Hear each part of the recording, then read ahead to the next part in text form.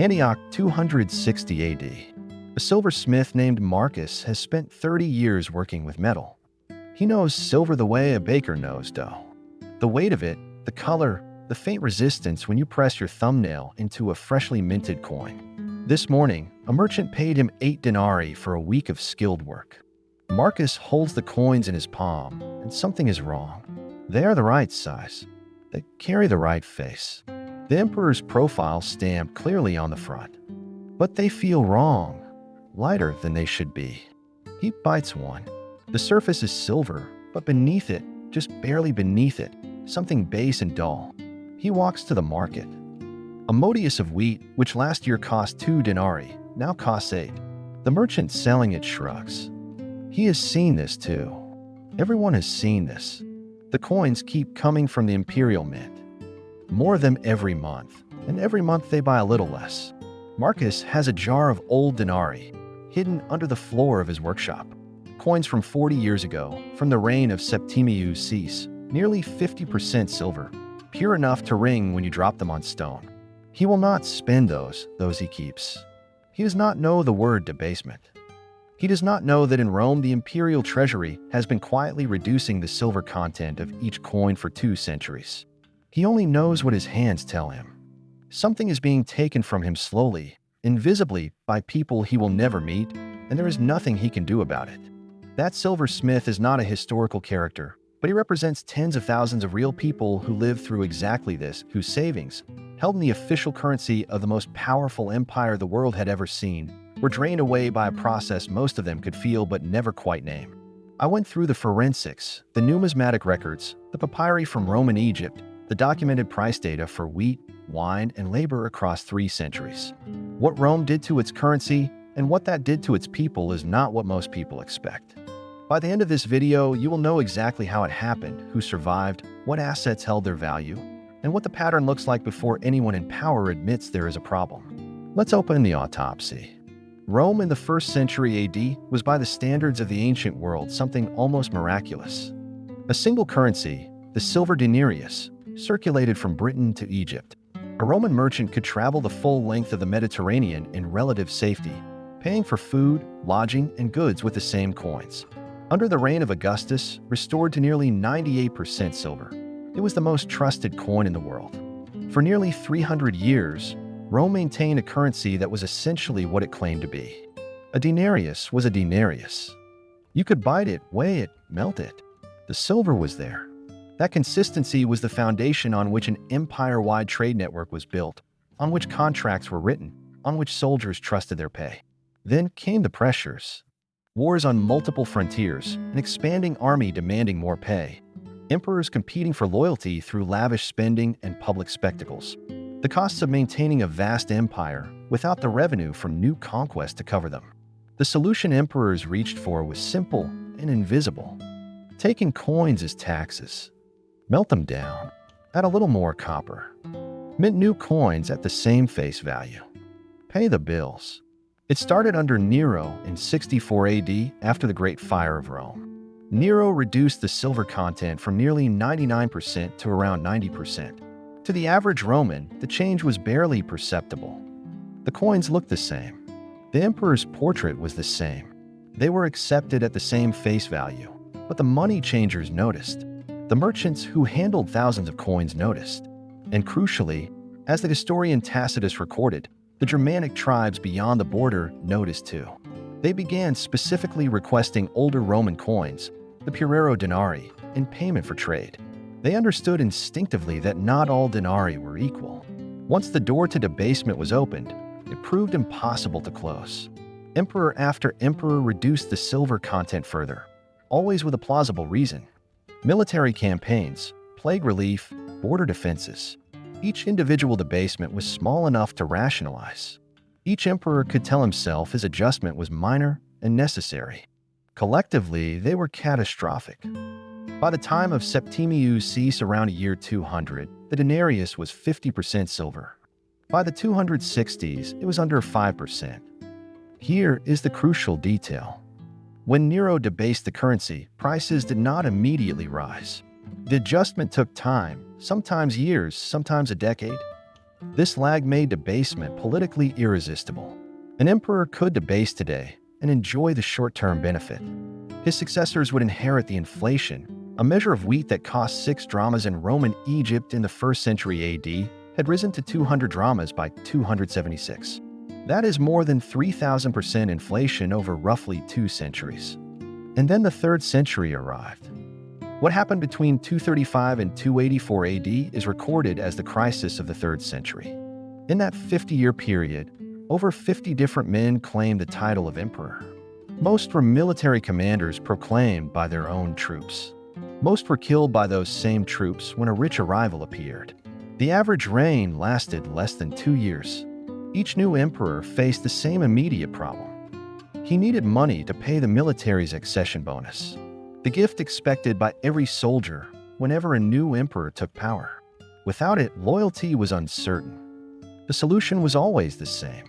To base the currency, the silver content of the denarius collapsed from 50% to under 5% in a single generation. By the reign of Gallienus in the 260s, the coins were bronze cores with a thin silver wash. That wash wore off within weeks of circulation. By 268, the silver content had fallen to half of 1%. The coin was silver in name only. The effects were no longer gradual. Prices in some parts of the empire rose by close to 1,000% in a single generation. Soldiers demanded higher pay because their coins bought less, which meant emperors debased further to meet those demands, which drove prices higher.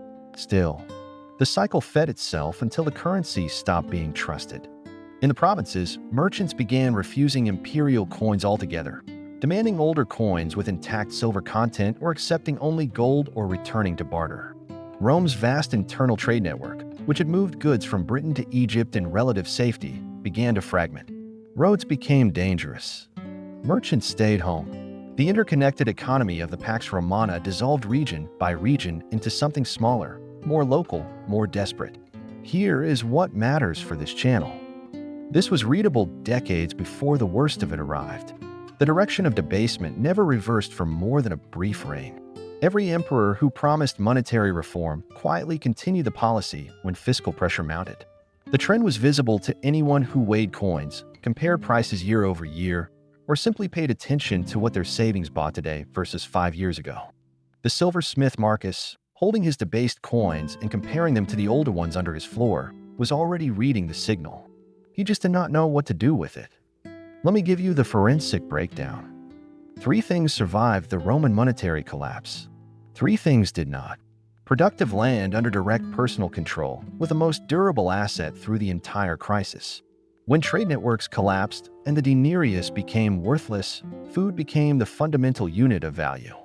The landowner who could grow wheat and olives on his own estate, process them with his own workers, and trade locally with nearby neighbors did not need the currency to function. Historians have documented how during the crisis of the 3rd century, large landowners in the western provinces gradually stopped exporting cash crops for money and shifted to subsistence and local barter. This was not a philosophy. It was adaptation. The self-sufficient estate was what replaced the imperial trade network as that network dissolved. Physical gold and older, purer silver coins outside the institutional system. The Roman elite understood instinctively what economists would later call Gresham's law.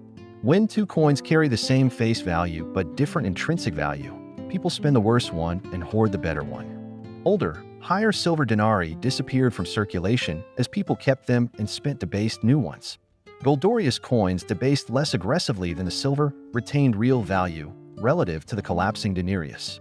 Practical skills and local community relationships. The collapse of long-distance trade threw people back onto what existed within walking distance. The craftsman, the farmer, the physician, the builder. These are people whose value was immediate and local and could not be inflated away. The regions that held up best during the crisis, Egypt and parts of North Africa among them, maintained functioning local economies that operated largely outside the debased imperial currency.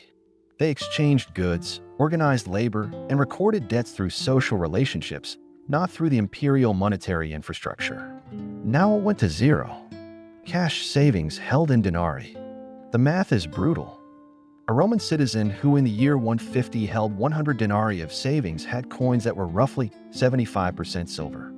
A Roman citizen holding those same 100 denarii in the year 270 held coins that were barely 2% silver. Face value unchanged, purchasing power gone. The government had transferred wealth from savers to itself incrementally over a century through a mechanism most citizens could sense but never quite name.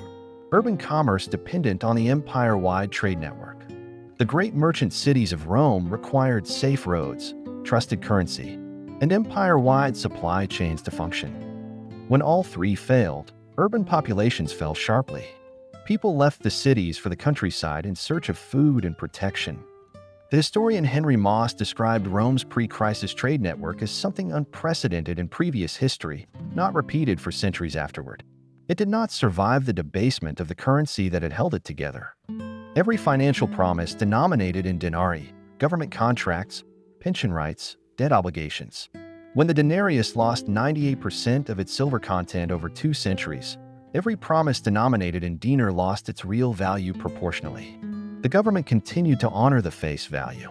The face value meant almost nothing. The Roman experience does not belong to Rome. The mechanism is the same one that has appeared in every society that has separated its currency from a hard anchor and then faced the fiscal pressure to debase it. The pattern is consistent.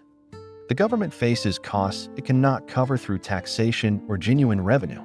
Raising taxes directly is politically dangerous.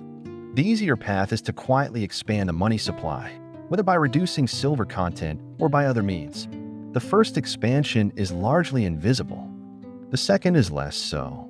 By the time ordinary people feel the effects, years or decades of the policy are already embedded in the system. The Roman denarius was the reserve currency of the ancient world. It was the dollar of its era. For 3 centuries, it held its value with remarkable discipline. Then the fiscal pressures accumulated. Institutional discipline failed and the debasement began. It started at less than 10%. It ended at 98% gone. The process took 2 centuries. The final collapse took a generation.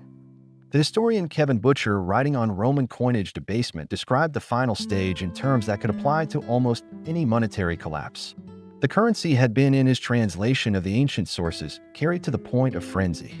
By the end, even the state that had created the policy could no longer use it. What replaced the monetary system was not a reform. It was a reorganization of society around the structures that had survived because they did not depend on the currency. The Roman forensic record points to 4 things that preserved wealth through a debasement that lasted 2 centuries and destroyed the monetary system of the most powerful empire in human history. First, productive land or food capacity under your direct personal control. Not financial exposure to agricultural commodities, actual productive capacity that functions regardless of what currency is doing.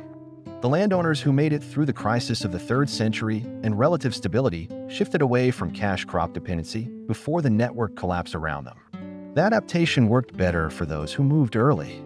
Second, physical gold and high-quality silver held outside the institutional system, not paper claims on precious metals, not accounts denominated in precious metals, physical metal you hold directly. The Roman citizens who preserved real wealth were the ones hoarding older, pure coins while spending debased new ones for daily transactions. Skills cannot be debased. Gold could not be minted by decree. Third, practical skills with immediate local value. The physician, the miller, the stonemason, the farmer. The people who came through best were those whose value was expressed in what they could do, not in what their account balance said. Whatever a government does to the currency, the person who can repair a roof, treat a wound, or grow food retains something unreachable. Fourth, community and local relationships built before they were needed. The regions that maintained the most stability were those with the strongest pre-existing local infrastructure. When the long-distance trade network collapsed, what replaced it was whatever existed at the local level.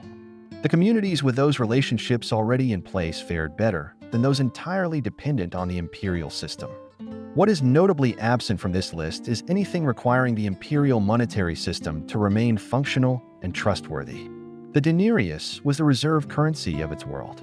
It had been stable and trusted for 3 centuries, and then it was not. The people who had positioned themselves to survive without it did. The people who assumed it would remain what it had always been discovered over decades of slow erosion that it would not. Marcus the silversmith will close this out. He's back in his workshop 2 decades after that morning in the market. The crisis has deepened. The emperor has changed 3 times this year. The coins coming out of the imperial mint are barely silver at all.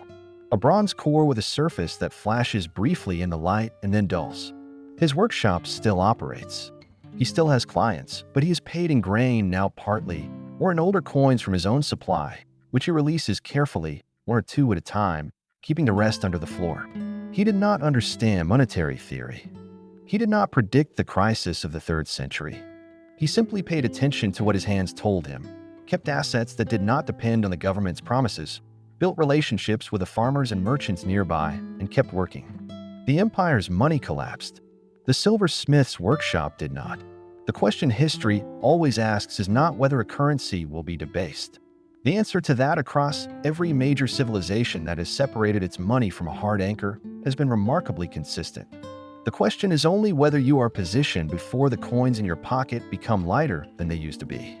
If this forensic breakdown gave you a new lens, subscribe to Independent Financial Historian. This channel examines what actually happened, the documented evidence, the real outcomes, so you can read the situation before it reaches you.